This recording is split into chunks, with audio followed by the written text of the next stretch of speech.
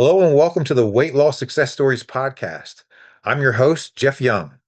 Each episode, I'll talk with people who have transformed their lives through weight loss.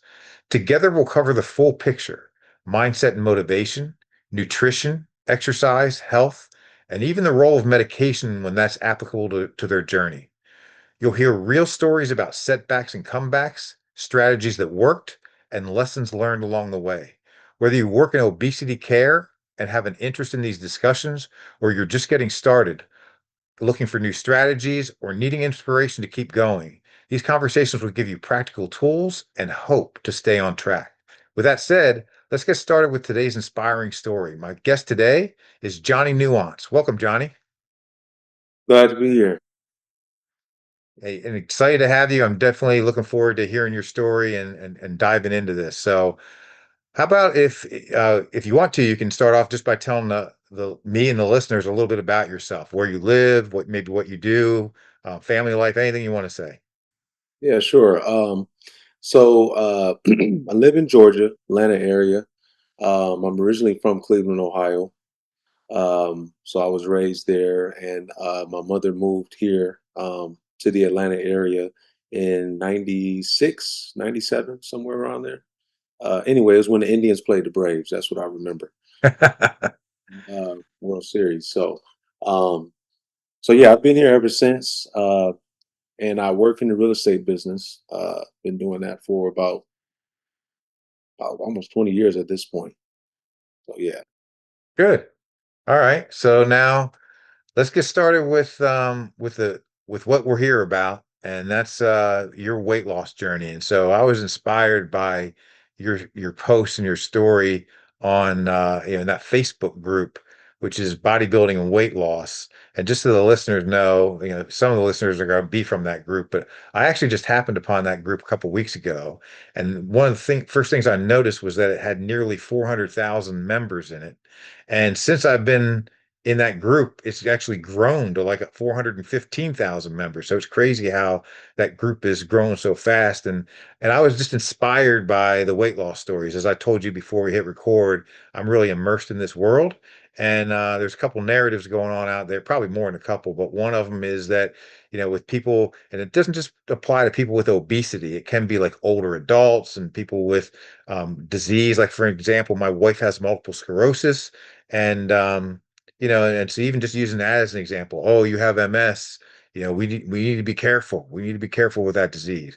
Well, she's actually deadlifting over 300 pounds and squatting 200 pounds at a body weight of 130. So in any case, I'm going on here, but the point is that um, I think it's an it depends situation when you and I will get into that a little bit later in the discussion. But I was really inspired by that group. And then when I saw your pictures and your story, I was like, yeah, I got to reach out to Johnny. So I'm happy to have you on the podcast. And so let's get started. Let's just start with your story. What prompted you to decide to go on this weight loss journey? And anything else you want to tell me along with that? sure. Um, well, I don't know, man. I think I remember. I remember I was downstairs because I work from home. I was downstairs in the kitchen, and I was eating something in the kitchen. This was in January of 2021. And I was always afraid to take my shirt off. I always knew I always knew I had blown up. I was pretty much fat throughout most of my 30s. I was about 38 in 2000. I was 38 in 2021. Um, but I was really big then. This was like, I think right after COVID. I had gained a lot of weight as a result of COVID, in between jobs. Uh, and so it was kind of I had a job then, but it was just a rough year. COVID was a rough year. And so went upstairs, took my shirt off, and I was just disgusted. I was disgusted. I was just, I don't know, something in me just clicked and said, I got to do something about this. So, and at the time, I was going to the gym, which I know we'll get into that later. But I was going into the gym. I was going to the gym consistently. Pretty much five days a week. I wasn't really doing a lot of cardio, but I was just fat, just overweight. Um, And even up to that point, I wasn't training for a long time because I really didn't start training until I was about 37-ish, 36, 37-ish. I've never been like a weightlifting person or anything like that. I was actually a musician in high school. So um, I came into this later in life, even the whole training thing. But at that point, when I looked in the mirror, I was like, I gotta do something about this. So that's what prompted me to take those pictures, that first initial picture, um, that I think I posted in the group. That's when I Yeah, took. absolutely. And then what about just like from a mindset standpoint? Can you dive a little bit deeper into that? Like, what was your mindset? Just like compare and contrast. What was your mindset in those days, just when it came to life, health, food, and like from a behavior standpoint? So, how are you behaving back then as compared to how you are now? And you already said what pretty much prompted the change, but if you can just dive a little bit deeper into your mindset. Yeah, I know back then. See, I'm more of an emotional eater, so when I'm under stress, I'll eat. I just eat. I don't do that anymore, but back then that was definitely the thing. And just I had really no controls over what I was eating. I wasn't.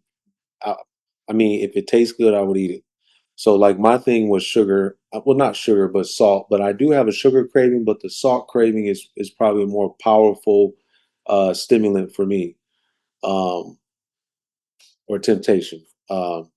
So like potato chips, love potato, still love potato chips, but Yeah. fried foods, fried chicken was one of my favorite foods, still is.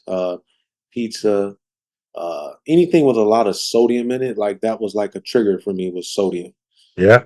Um, back then, the mentality was I just ate when I wanted to eat, you know, and so that was probably one of the first breakthroughs for me because I went down a research rabbit hole trying to figure out how to get this weight off, and that's when I came across the calorie thing. So, but yeah, my mindset back then, I didn't have any restrictions really. I would just eat what I wanted to eat when I wanted to eat it. Yeah.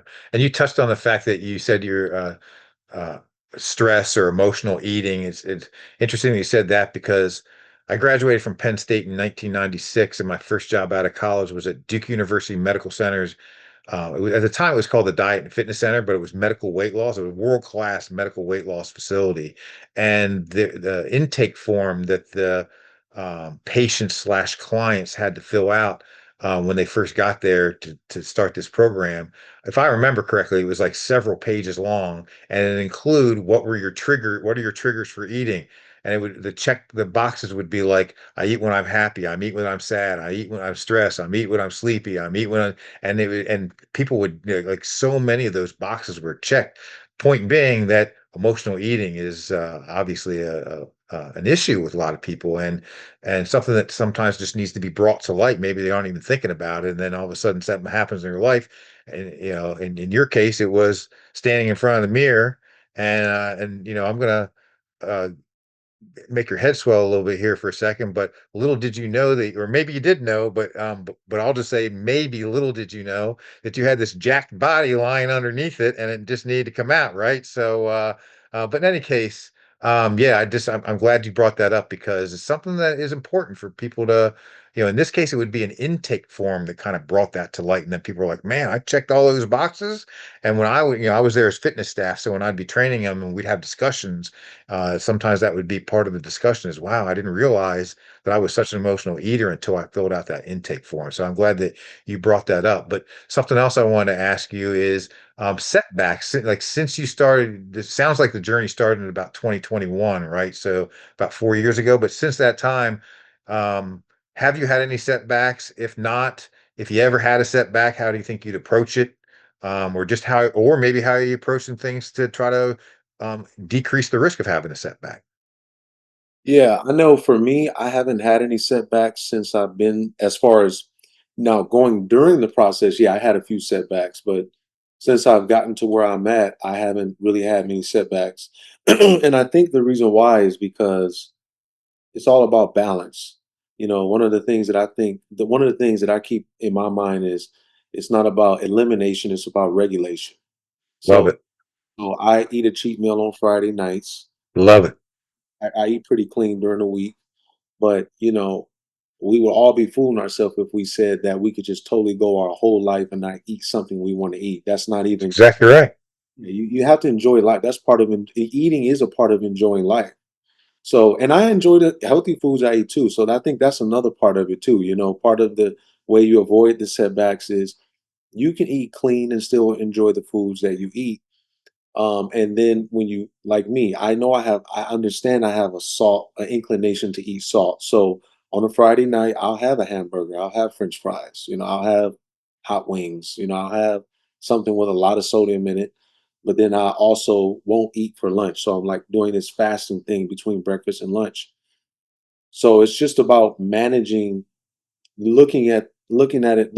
I feel like the way that I've been able to stay in this is kind of like managing my energy. That's the way I look at it. You know, Good, energy. I manage my energy, I manage my activity, and I balance it with what I'm getting ready to eat. good. Another question, or I have a couple, probably two or three more questions under the umbrella or the topic of behavior and mindset. Another thing I'm curious about is, do you weigh yourself? How often and how important do you think it is? And before you answer, part of the reason why I asked that is, again, I've been working in the obesity care and obesity medicine world for most of my 30 plus year career, and there's all kinds of different views out there on that. Oh, if we weigh yourself, it's got, it's become addicted to it, or it can lead to a negative mindset and all that stuff.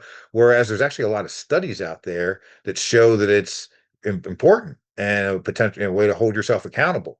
From an objective standpoint, you can use the scale as leverage to see if it's moving the wrong direction, the right direction, or whatever.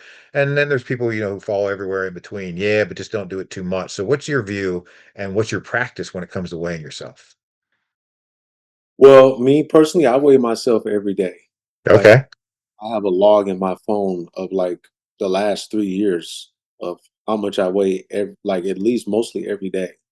The reason I do it is because I wanted to understand what the food I was eating was actually doing to me every day. And so that kind of helped me to craft my diet because I was able to understand, okay, my weight went up as a result of eating this. I did this activity the day before. I was doing this cardio. I did this amount of cardio. So for me, it was just about, like you said, holding myself accountable, but also getting that data that I needed to understand. If I eat this, this is what happens. yeah. And we're going to talk about data in a little bit more in a second, but something that I didn't say, when we were getting to know each other before I hit record is I also put on, even though this is what I do for a living, I also put on weight during the pandemic. And I'm 6 foot and I currently weigh about a buck 95, but I had gotten up close to 230 and it was 230 of, not good weight. And so it was, we actually have kind of similar story here, although I'm not jacked like you are. But in any case, we have a similar story and that's what I did too. It was just about realize, everything you just said. It was just realizing about I'm not going to eat perfectly every day, but it's like, dude, you do this for a living, so you know the right thing to do. So you need to start weighing yourself regularly and tracking that and making the adjustments. And I'm very fortunate that I have a wife. My wife is Latina, and she's just an amazing cook. And so, how fortunate am I that it was easier for me to move from chips and things like that to the delicious food that she cooks and all that stuff. So, pretty much everything you're saying I can definitely relate to. I have two more questions under this umbrella before we move on to nutrition. What are your thoughts on words like discipline, drive, motivation, willpower, and self-control? Do you think words like that should be avoided, embraced, or is it an it depends situation? And again, before you answer, we talked about this before I hit record, but out there in the world that I live in, the obesity care world, there's a narrative out there that seems to permeate the industry that we need to be careful about those things. It's not necessarily about willpower. It's not about discipline and things like that. I grew up an athlete, so I have a little bit different view on that. With that said, I personally don't think that has to be with everyone. We have to use those words, but I'm curious. Uh, are those types of words offending to you? Like, what do you think about when you think about those words? Now, I think it's essential. I mean, without discipline and motivation and willpower, you don't have anything because the underlying reason why we're in the situation we get in with our weight is because we're out of control. So you have to get back in control. You got to Yeah. get You have to have some type of discipline to get yourself back in control, you know? So I think that the medical industry spins that narrative because it helps them to sell the drugs. I mean, hey, you don't have to have the willpower. Oh, well, that sounds good. You're right, I don't. So let me buy the drugs. So it just helps them to uh, get the business outcome that they need to get. But ultimately, those of us who are committed to this lifestyle understand that it is about drive, it is about willpower, and it's essentially about just uh, exploring the realm of human potential. You know what I mean? Like, what are you capable of? You know, can you push yourself? Can you dig deep inside of what you're, and being gratified? It's gratifying for me to get up and do something hard, you know, push myself to do something on a day that I don't want to do it, you know. Um, so for me, I don't get offended at all. Matter of fact, that's what I preach. You know what I mean? Yeah. Facebook page, I talk about that kind of stuff. Talk about it on YouTube, everywhere. So yeah. I love it, and I'll say that, there's the exercise science field, there's nutrition science field, and there's behavior science, and these words are actually just, standard words and standard concepts in the field of behavior science. So it's a little odd to me, to be honest with you, that there's such a large part of like medicine, or the medical clinical world, and other fields as well, even fitness field and nutrition as well, that feel like there's a need to avoid this. I personally don't agree with it. Again, it's part of the reason why I started this podcast and why I was just so glad that I happened upon this Facebook group, because I could immediately see, hey, there's a different narrative going on in this group, man. I need to bring this out. So again, I'm just happy to have you as a guest, and I'm glad that you said that. And let me also say, in the exercise science world, there are two governing bodies. Well, I shouldn't say governing bodies. There's two, like, they're nonprofit leading educational organizations. One's called the American College of Sports Medicine, and the other one is the National Strength and Conditioning Association, which is the worldwide authority on strength and conditioning. I'm actually the current and founding chair of what's called a special populations interest group. So we define special populations as people living with obesity, older adults, cancer survivors, people with chronic disease across the spectrum, um, and musculoskeletal conditions as well.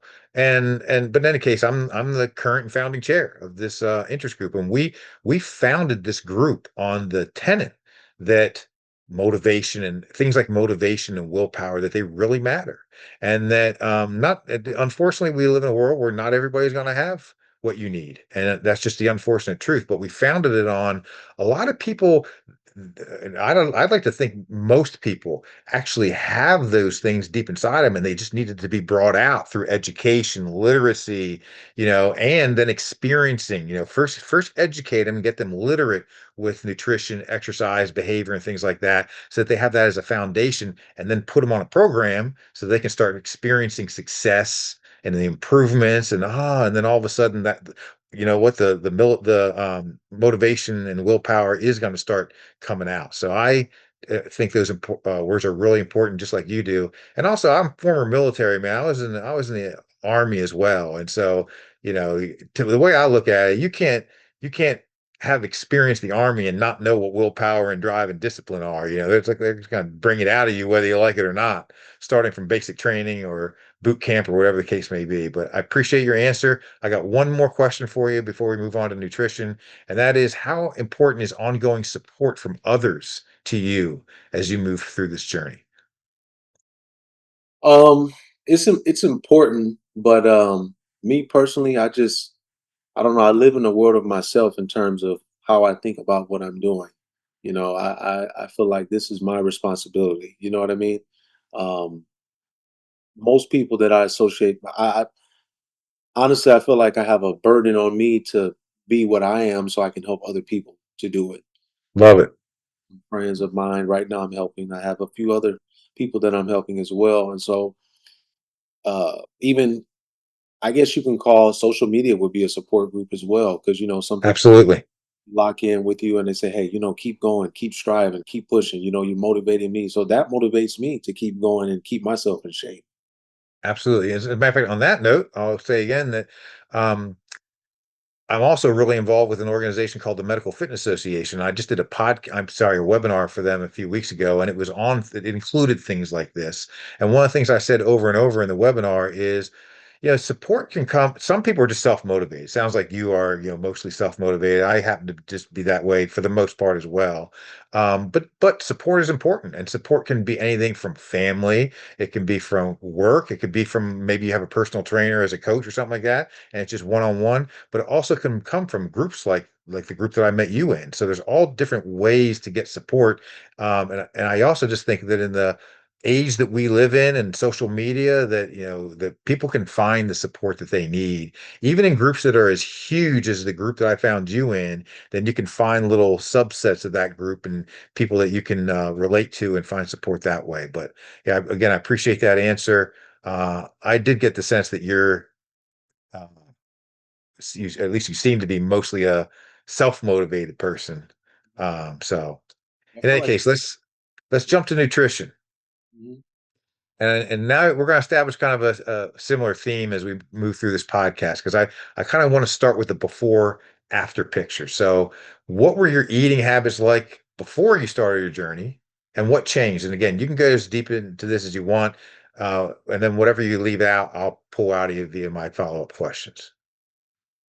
So, I would say the game changer for me was counting calories. Like when I found that out, that's when it was like, okay, um, I'm eating. I spent a week just tracking what I was eating. So I was eating a lot of processed foods. I was eating a lot of potato chips, cookies. I wasn't a real big bread eater, but I definitely was a refined processed food eater.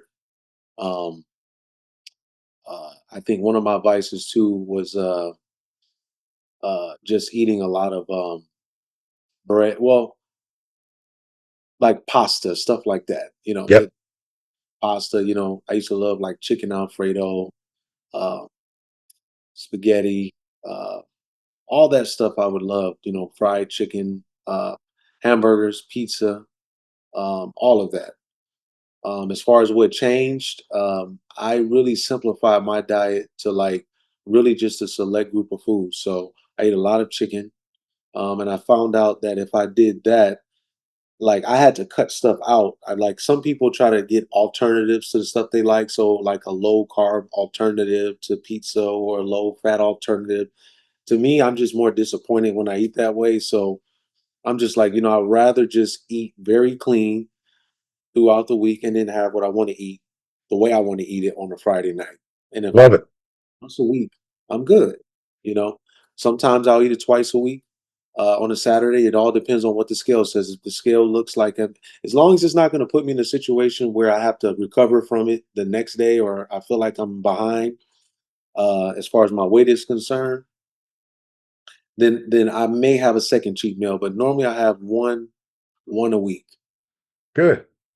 Yeah, first of all, you're killing me because when I was an undergrad student at Penn State 30 plus years ago, one of the biggest things I actually learned, or the thing that had the most impact on me, or at least towards the top of the list, was in my one of my nutrition classes. We had to count calories, and this is back actually, the internet was actually just popping up back then, and so we had to go to the store and buy a book, a calorie counter, and all that stuff. And man, what a wake up call! Not just for me, but like when we went back to class to hand in our homework the next week or whatever, and I remember the professor asked how many of you, and it was a big class, it had like well over 100 students in it. And how many of you, after doing this assignment, was it a shock to you? And I'm telling you, like 80%, including me, raised their hands like, holy crap, I did not know that I was eating that many calories. And now I teach a nutrition and health course at York College in Jamaica, Queens. And I teach 4 in-person courses, and that happens to be the only course I teach that's online and asynchronous. And so I have a basically I'm all about nutrition literacy, man. I just feel like people just need to increase their literacy, and that's one of the ways to do it is to start off by counting your calories. And so that's my big project that all the students have to do. And since this is Jamaica, Queens, the cultural diversity, at this institution which is really cool. It's actually taught me a lot. People from the islands and Middle East and Asia, et cetera. It's really actually taught me a lot. It's really been cool. But back to this point is that not only do I have them count calories, but I have them reflect on things like what was your hunger before you ate? And what was your hunger afterwards to make them think about those things? What's your water intake? And do focus on things like that. And then also as they're learning, as their literacy is increasing during the course, like they'll read a chapter on carbohydrates and they'll learn more about carbs. And then part of the assignment, because I build on it during the course of the first half of the semester, so part of the assignment is now that you've learned more about carbs, go back to that food log and reflect and think about, would you change anything? What do you think you were doing right? What do you think you were doing wrong? And then I'll do it again the next week for proteins, the next week for fat. And I'm telling you, at the end of the semester, this ends up, they'll all say, this was the greatest assignment. Not all of them, but like 80%. This is the greatest assignment. I learned so much. It was a game changer for me. So that's what I'm talking about when I'm talking about nutrition literacy, not just counting calories, but learning about carbs, fats, proteins, vitamins and minerals, the importance of water intake, the importance of reflection, and things that we actually hate to do because it makes us have to look in the mirror mentally, and all that stuff. So yeah, I'm really glad that you said that. And also on my weight loss journey a few years ago, that's also what I did. And let me say it also to the listener, and you can follow up on this if you want. A lot of people avoid it because, again, there's a narrative out there that, oh, you're going to become addicted to it or it's going to be a bad thing. No, it's not. And that was the biggest thing, that and weighing myself and actually my steps, increasing my step count, because I was already lifting and all that stuff. So that was part of my life. But in any case, um, uh, with the calorie counting, it's a pain in the butt at first. At least for me, it was. But then you start to learn, and then it becomes ingrained in your head. It's like, oh, okay, so eggs have this much. The bacon I'm eating, it has this much. The fruit has this much. The veggies have this much, etc. To me, it's only pain in the butt for the first 2 or 3 weeks, and then all of a sudden your mind's changing, and you start seeing the food in front of you. Oh, I better watch myself, man, because now I know the calorie count of those foods. So, did you have a similar experience with that? Are you looking for expert exercise guidance that fits your health needs and busy schedule? At the Medicine Rehab Fitness Institute, our virtual medical fitness services connect you with highly qualified coaches who hold graduate degrees in exercise physiology and advanced training in medical fitness. They specialize in creating safe, effective, and personalized exercise programs for individuals living with obesity, health challenges, or musculoskeletal conditions. With sessions priced between $35 and $70, you'll get high quality coaching that's both affordable and convenient, even if you live in rural or underserved areas. Learn more and get started today at mrfinstitute.com.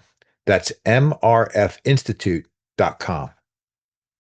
Oh yeah, yeah, definitely. I mean, that's one of the reasons why I simplify my diet as much as I did. I eat the same things over and over again because I already know how many calories is in. Exactly. So that's the reason why I do it. And even the cheat meals, I eat pretty much the same cheat meals every Friday. I don't Yep. from that. And I think even when you look at the behaviors of most people eat the same foods. I was just having a discussion with a friend of mine about this the other day, because she was like, I can't eat the same things over and over again. I said, well, you probably are eating the same things over and over again. They're just the wrong things over and over again. So what you're really saying is that you can't eat you want to eat what you want to eat over and over again. Yep. That's where it's a problem. But yeah, to your point, yeah, I eat just different things over and over again, and then that helps me to understand. I already know how many calories is in the 3 or 4 eggs I eat in the morning. You know what I mean? Exactly. I don't have to log it because I already know what's in it. Yep, and it's critical. It's a critical part of creating a successful journey, without a doubt. I'm curious, do you track? So we've been talking about tracking calories. What about other things like carbs, fat, and protein, or even things like what I said I do with my students, hunger levels? Do you think about that before? But let's start with carbs, fats, and protein. Do you track your macros? Do you find that important? Not so important? Um, I do track protein. The protein is mandatory. Like I try to get 190 grams every day. Okay. So I've been doing that since 2021. Um, the carbs, I generally follow a low fat diet, because fats have more calories than carbs. So I try to keep the fats low, but I don't track them. But I get most of my fat from protein, animal protein sources. Um, and so I don't really track those. But when I started out at first I was getting around 150 grams of carbs a day. So I would track the carbs. Um, and I can go deeper into that once we start talking about the weightlifting thing, because for me, that also affects your performance in the gym too, the carbs. Absolutely. Um, but yeah, generally speaking, I try to keep the protein the same. I'm pretty much I do track that like meticulously. Yeah. Yeah, I can already tell we're just getting to know each other. I can already tell you have a very high literacy when it comes to nutrition, exercise, things like that, which is really cool.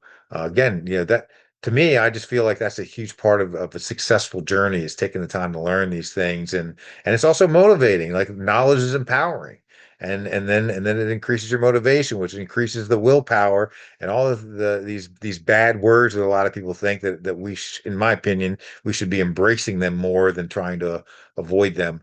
Um, a couple other things when it comes to nutrition before we move on to exercise. Do you cook your own meals? If so, is something was it a skill set you had to learn? Is it something you've been good at? How important has it been to your journey? And um, and then I would imagine, but correct me if I'm wrong, that on the topic of protein, part of the reason why you track it and keep it high, I'm sure some of it has to do with the muscle building, but also just from staving off hunger standpoint and all that stuff. So maybe if you can just talk a little bit about cooking and your experience with that, your skill set, but also maybe weave into that um, uh, with the protein and what sources does your protein come from, and how do you approach staving off hunger? Yeah. So I do prepare a majority of my food. I cook pretty much every day. I pretty much eat breakfast every day at home. If I do eat out, it'll be normally for dinner. But generally speaking, I'm cooking every day. My main meal, my main dinner and lunch is going to be either baked chicken or rotisserie chicken. So that's like what I eat pretty much Monday through Friday. Um, and I eat a lot of fruit, eat a lot of vegetables. My main source of carbs is going to be rice. Sometimes I'll eat some potatoes, but normally it's rice. And then for snacks, I eat stuff like popcorn. Uh, I have some graham crackers that I eat. Eat a lot of fruit. Eat a lot of Greek yogurt. I try to get foods with fiber in them because the fiber helps you to stay full. Uh, Absolutely.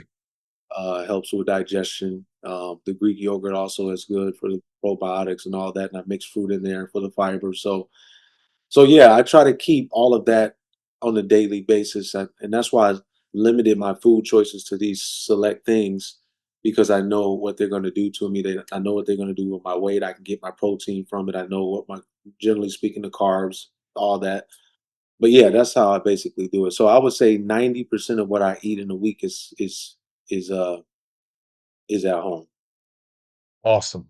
And another question I have is when it comes to timing of eating, is that important? Do you like staying on like a circadian rhythm and trying to eat at about the same time? Do you do fasting at all? Like how do you go about from a timing of eating standpoint?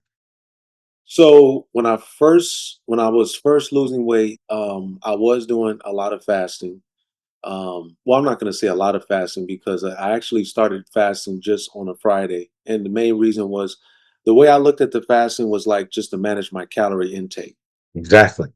So that's I'm not like indoctrinated with fasting. Like, it's like some people are just like, oh, it's just the holy grail of it. It's a great way to manage your cravings and your calories and that sort of thing.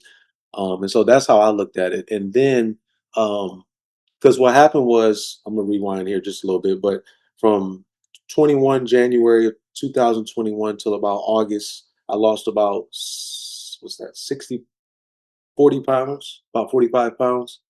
Then I took a diet break, and then this was around the holiday, and then January of 2022, I started the diet again, and then I started fasting like every day. So that I did that for like 3 months straight. But since then, I've not went on like a huge long fast that long. I just pretty much fast like once a week. Okay. Yeah. Again, your literacy is really high. You're talking to someone who has a bachelor's in kinesiology, a master's in exercise and sports science, and I'm actually wrapping up a doctorate right now. I've gotten all my courses in.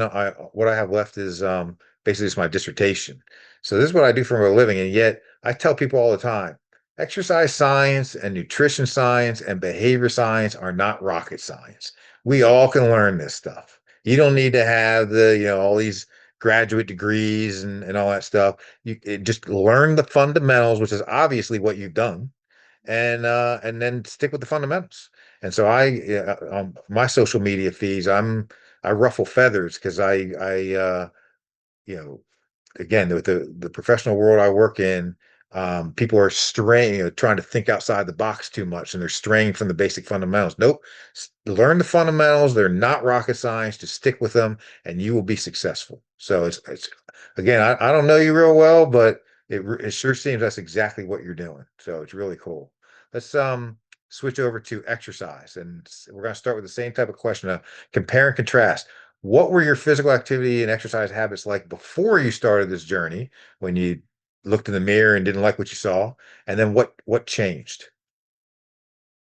So prior to me taking that picture, I was exercising about 5 times a week. And but prior to that, I really when up to that point I was exercising consistently for about a year. So so yeah, those were my behaviors before, as far as that's concerned. The way I got into exercising was I just went to Planet Fitness. I used to watch a lot of YouTube content as well, but went to Planet Fitness and I met this guy. He was an older gentleman. Shout out to Robert. I hope he sees this, but this was my guy, man. He used to be a bodybuilder in Boston.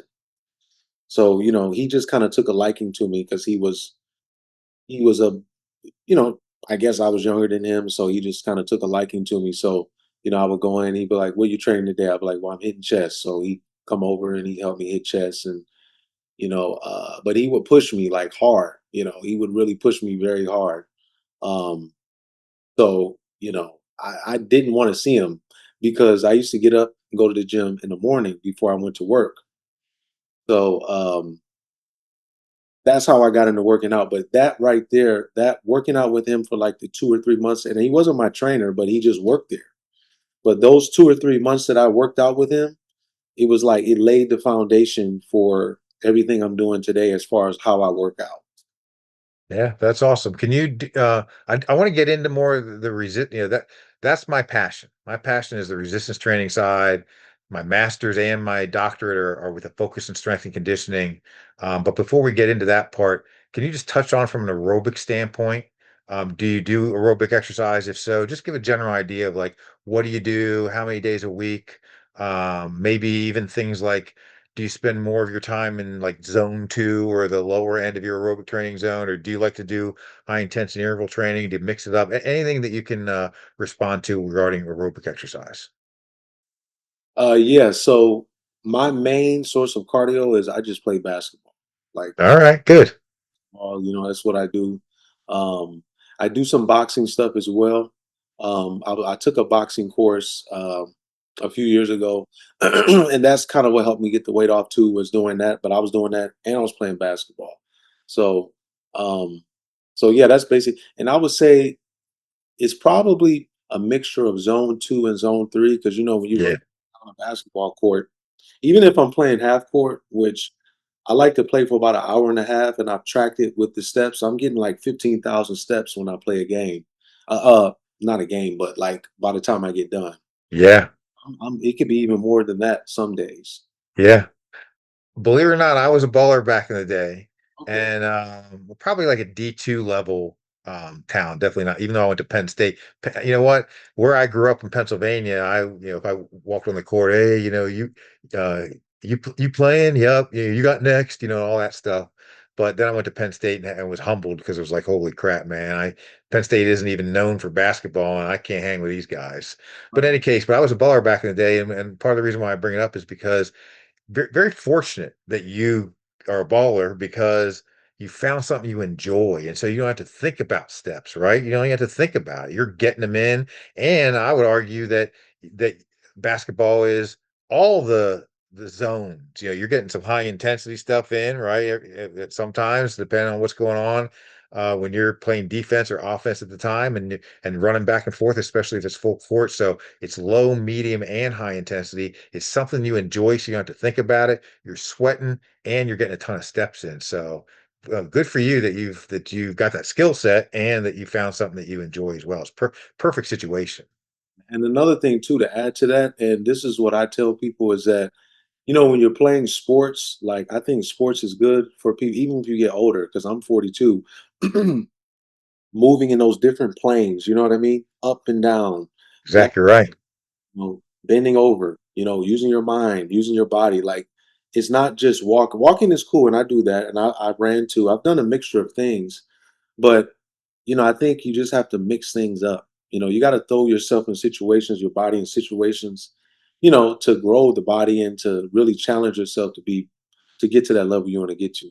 That's exactly right. Yeah, I mean, we're so on the same page as crazy. Yeah. Um, for 10 years, from 2006 to 2016, I was the founding fitness coordinator at a Mount Sinai Beth Israel facility in New York City called the Center for Health and Healing. And I worked directly alongside, like our medical director was the director of sport and orthopedic rehabilitation for all of Mount Sinai and Beth Israel. And he was on the Knicks medical team for 14 years, consultant to the Yankees and Nets. He had his own ESPN radio show, like a high level guy. And then some of our physical therapists were primary physical therapists for the Knicks, Yankees, Nets, Liberty, USA Rugby. I worked alongside them for nearly 20 years. And what you just said was a big theme of keeping the body healthy is stop just standing up and moving forward and sitting down and standing up and moving forward and sitting down.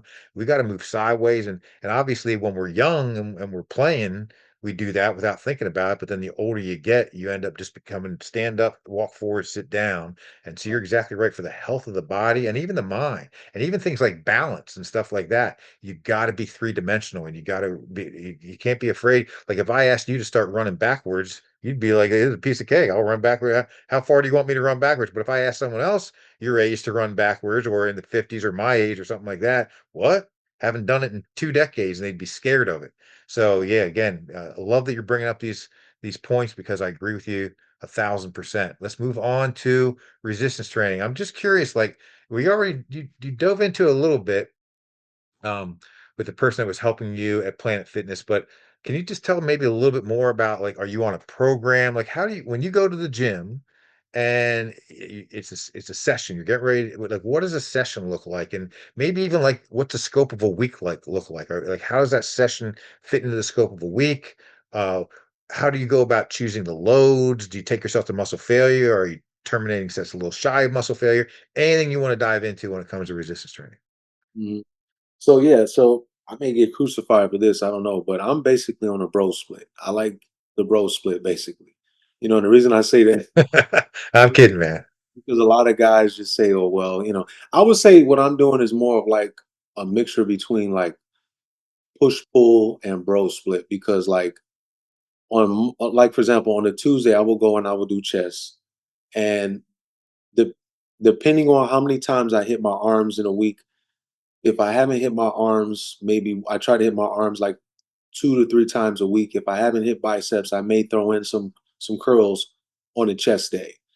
But normally I work out um, chest, and I do basically like back on Monday, chest on Tuesday, shoulders on Wednesday. I go to the gym 7 days a week, so that may be another thing somebody may crucify me for. But the reason I go is because I enjoy it.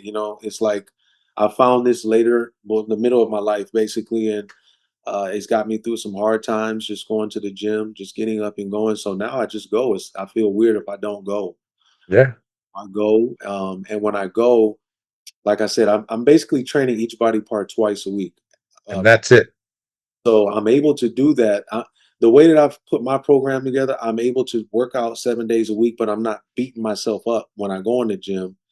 It's like that bodybuilder Lee Haney says. He says, you should stimulate, not annihilate. So I'm Yeah. like if I do chest, I'm doing bench press. I do flat and incline, and then I'll go and I'll do the cables, hit the pec deck, do dips. 3 or 4 exercises, 3 to 4 sets, 10 to 12 reps. So, and then the way I choose the loads is based upon me being able to go to failure. So, Yep. trying to get within 1 to 3 reps of failure, I would say is generally Good. shoot for. Um, so yeah. Good. Again, I'm not going to crucify you for any of this stuff. Just yesterday, I interviewed for a webinar series that I'm getting ready to put out, someone named Dr. Bill Kramer. And he is widely considered, and you should look him up. He is widely considered the premier sports scientist and strength and conditioning researcher in the world. And I was just right place, right time when I was at Penn State. I was involved. Actually, at the time, it was the longest strength and conditioning study ever performed. It was under his direction. I maintained a mentor-mentee relationship with him for 30 years. Just interviewed him yesterday because I'm launching this podcast and I'm launching a webinar series. And one of the things he talked about um, was that generally speaking, there's all kinds of ways you can go about it, but generally speaking, people either do like total body sessions, um, upper and lower splits, or push pulls, or the bro split that you described. But the bottom line is, as long as hopefully you're hitting muscle groups twice a week, 2 to 3 times a week, I actually look at it as twice a week is arguably a little bit better than 3 times a week in the long term, but that'd be for another story. But yeah, so I'm not crucified. You're just choosing. Because I even asked him when we were doing the webinar, do you think one's better than the other? And he's like, not really. It just depends. And plus, the gym's your happy place, man. So it makes it a lot easier for you to get the 2 times a week in on that stuff. So no, I absolutely would not crucify that. It works for you, and you're not annihilating. You're stimulating and not annihilating. So you don't have to worry about overtraining and stuff like that. So as long as you feel good, both mentally and physically, that's what matters. So it's good stuff. Let me see if there's any other questions I have regarding resistance training. No, you know what? Let's move on to there's two more categories, but we can probably move through them pretty quick. One is just health. Like were you having any health issues prior to this journey at all, or was it just that you were carrying excess fat? So, and if you did have health issues, whether it was joint pain, maybe, and you can reveal whatever you want, and you just answer this question however deeply or not deeply that you want. But I'm just curious, how did your life change from a health standpoint? Um, even things like energy, getting more energy from being more fit and things like that. Whatever you want to say. Yeah, so I wasn't having any health issues that I was aware of. I wasn't going to the doctor much, to be honest. I really didn't start going to the doctor until I started getting myself in shape. So, just doing different things like physicals and things of that nature. But I wasn't having any health issues that I was aware of. Um, I will say that as the weight was coming down, definitely my energy levels went up. I have to believe that my blood pressure went down. I mean, now when I go to the doctor, I pretty much have a clean bill of health every time I go. Um, so I would assume that everything I did was positive on my health. Um, but yeah, I'm not like diabetic or anything like that. Or I didn't have any high blood pressure, just really a lot of excess fat and weight. But definitely, when you lose 70, 60, 70 pounds, you're definitely going to feel different and you're going to look different. So, yeah. Absolutely. And how about joint pain? Did you when you were carrying excess weight, joint pain an issue, or you were fortunate to not have to worry about that either? I did have some joint pain. My knees were hurt, my lower, Yeah. um, all Were of you balling back then too, even when you were carrying excess weight? Were you still playing ball regularly? yeah, actually I did, but not as much as I do now. Okay. It wasn't something I was doing now. Actually, I went a few years where I wasn't doing that. I've been playing basketball in like different parks since I was a kid, but Okay. I've had periods where I didn't play and periods where I did, and so really, I would say not really. It was a periodic thing. Okay. But yeah, definitely, I had back pain, lower back pain. My knees would hurt. Um, it was interesting too because I had knee pain, and people would say not to squat, but I started squatting, and it actually made my knee pain go away. Exactly. So it was like, when I started squatting, that's when the knee pain actually, like with weight, like, yeah. Exactly right. Yeah. As a matter of fact, on that note, when I first started Mount Sinai and started working with these, high level practitioners. And another doctor I worked with was a head team physician and medical director for USA Women's Rugby. And I started shortly after I started working there. Her and I started training together, but she was really doing it to take me under her wing and teach me about sports medicine and stuff like that. And back then I was embarrassingly leg press, knee extension, knee curl. And I remember we were like a few weeks into it and she's like, why aren't we ever doing squats and deads? I would do lunges back then, but not squats and deads. And I'd say, oh, all this basketball playing on asphalt, I got the knees of a 90-year-old man and all that stuff. And she said, no, it's actually going to help your knees. If you, Mhm. you know, if you, obviously if you're doing it with proper form and proper loading and all that stuff.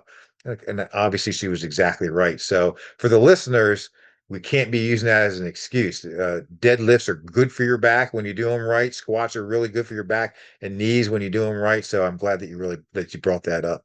Yeah, yeah, definitely. Yeah, I do all of that. I do squats, um, bench press, pull ups. I couldn't even do a pull up actually. Uh, so I couldn't do pull ups when I was even younger. When I was in high school, it was so embarrassing. I couldn't do pull ups. Now I just do pull ups uh, pretty much about 3 or 4 times a week. Even before my workouts, I just may crank out like I love it. 4 sets of pull ups. Yeah. One of the things I want to reveal as I continue to do these podcast episodes and more success stories is that there's there's a different you lying underneath the you right? Like, and you brought that out. And that's where a lot of the motivation will come. Again, hearing these success stories, because little did you know back then that there was this other you waiting to come out who's lean, jacked, and healthier and more energy and more literate when it comes to nutrition and exercise. So again, it's really cool.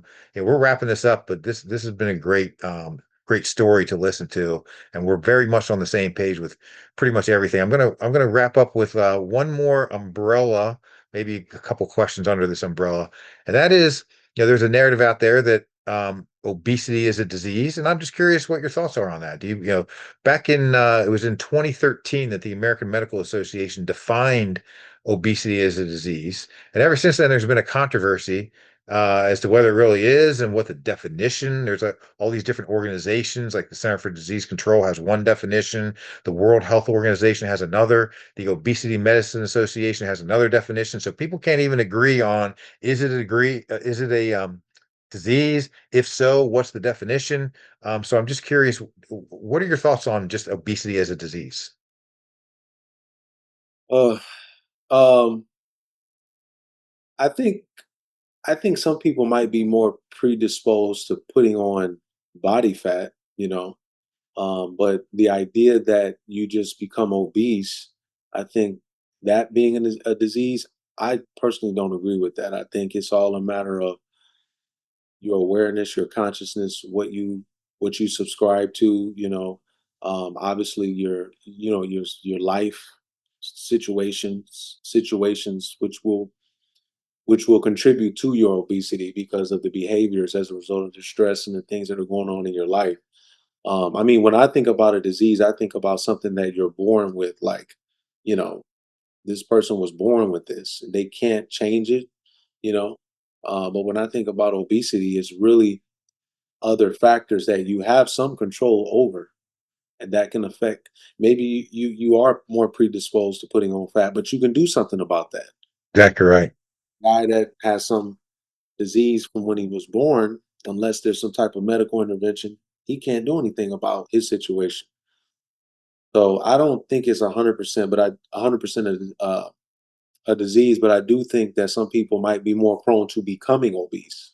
Yeah, I agree. Again, I agree with everything you said. And my view is whether it's a disease or not, and I'm going to go back and piggyback off what you just said, whether it's a disease or not, doesn't really matter as much as the fact that you can control, because ultimately hormones might have an influence on your hunger levels, and therefore, leading to more of a calorie intake and stuff like that, or your genetics and maybe the medications you're on and stuff like that may influence your caloric intake. But when you start tracking things and you start increasing your nutritional literacy, then you can put a stop to that because ultimately it is literally impossible to put on excess fat without being in a caloric surplus, period. And so once you know what that means, and then you start tracking, and whether that's in the form of calories, macros, tracking your weight, and a lot of people just don't track accurately as well, which could be a whole nother story. But the point is that it's the fuel that you're putting in, and if you're putting in too much fuel, then the body's going to respond with excess adipose tissue or fat tissue. So what do? You stop putting in so much fuel. And how do you make sure that you're doing that? You track it. So yeah, again, I don't really like to argue too much as to whether or not it's a disease. I do like to get people's opinions on it, but ultimately we can do something about it, and that's what matters. And you definitely have, man. It's really cool to have met you and hear your story. So let me wrap up and just ask my last question. Actually, two more questions. The second to last question is, what advice would you give to anyone who wants to get started on this journey to increase their likelihood of success? We kind of touched on it, but if you want to just give some final thoughts on that. Um, yeah, I would say have understand why you want to do it. What The is why. why? Like why? Yep. Because ultimately that's what's gonna fuel a lot of the energy that you're gonna need to get through it. And it can be, you have to go down this mental and internal. So a lot of this stuff is mental and it's internal. It's really understanding what you are and why you are what you are. What got you to where you are, and then trying to figure out a way to reprogram yourself to becoming what you want to become. That's right. See, that's the number one thing. Yep. And follow people like you, right? Like as a matter of fact, so that's going to lead to the last question is there a way our listeners can reach out to you or follow you on social media? Yeah, I'm on YouTube, Johnny Nuance on YouTube, Facebook. I post regularly there on Facebook, on YouTube. I'm on Instagram. I'm on TikTok. I'm on Threads. Yeah, I think I said everything. So yeah, I'm on all Yeah. that. Facebook, I'm really active on, and then YouTube as well, and Instagram. Well, you got my support, and I will definitely put your links up on the show notes so that people know how to follow you. And then obviously we'll be talking now through DMs and through the group that we're in and all that stuff. But yeah, I really appreciate you being on the show. It was inspiring to learn more about you, gain insight to your success story, and you'll likely be a return guest if that's cool with you. Definitely, yeah, yeah. I'm looking All forward. right. All right. Thanks a lot, man. I really appreciate it. Appreciate it, Jeff. Have a good one. Are you ready to take your understanding of exercise programming to the next level? The Fundamentals of Medical Fitness course from the Medicine Rehab Fitness Institute is designed for clinicians, fitness professionals, and anyone serious about learning how to program resistance training, aerobic training, and flexibility training for both healthy individuals and those with medical or musculoskeletal conditions. This course is accredited through the most recognized organizations in the industry: the National Strength and Conditioning Association, the American College of Sports Medicine, and the National Academy of Sports Medicine. Contributors include nationally recognized physicians, a physician assistant, a physical therapist, and even the CEO of the Medical Fitness Association. There's truly nothing like it available today. We also offer monthly payment options to make it accessible. Visit mrfinstitute.com to enroll and elevate your expertise. That's mrfinstitute.com.